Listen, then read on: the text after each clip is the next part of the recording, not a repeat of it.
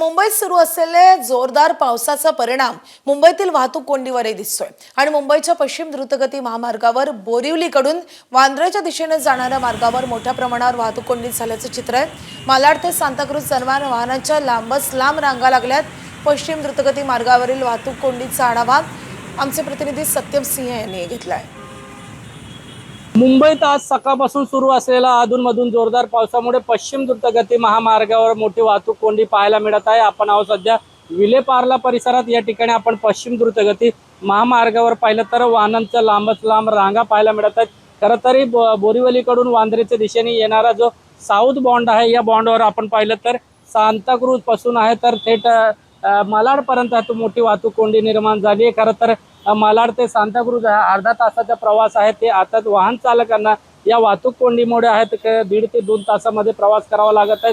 खरं तर आपण पाहिलं तर मालाड असतील किंवा गोरेगाव, जोगेश्वरी, अंधेरी, विलेपार्ला, सांताक्रूज या सर्व परिसरामध्ये आहेत या पावसामुळे आहेत मोठी वाहतूक कोंडी निर्माण झाली आहे। सध्या आपण वाहन पाहिलं तर संत गतीने या ठिकाणी चालू आहेत। हळूहळू वाहन जे आहेत वाहन चालक मार्ग काढताना पाहायला मिळत आहेत। खरं तर सकाळची वेळ आहे, अशामध्ये आता मोठ्या संख्येमध्ये चाकरमानी आहेत जे आहेत मुंबईकर खाजगी वाहनं घेऊन आहेत कामासाठी निघाले आहेत। मात्र या पाऊस सुरू असल्यामुळे आहेत वाहतूक कोंडीमुळे आहेत मोठा फटका त्यांना बसणार आहे। कार्यालयात जाण्यापासून त्यांना आहे या ठिकाणी उशीर होणार आहे। त्यामुळे आहेत आपण पाहिलं तर ही जी दुसरी बाजूने वाहतूक कोंडी आहे ती देखील काढण्याचा प्रयत्न आहे वाहतूक पोलिसांकडून युद्ध पातळीवर सुरू केला गेला आहे।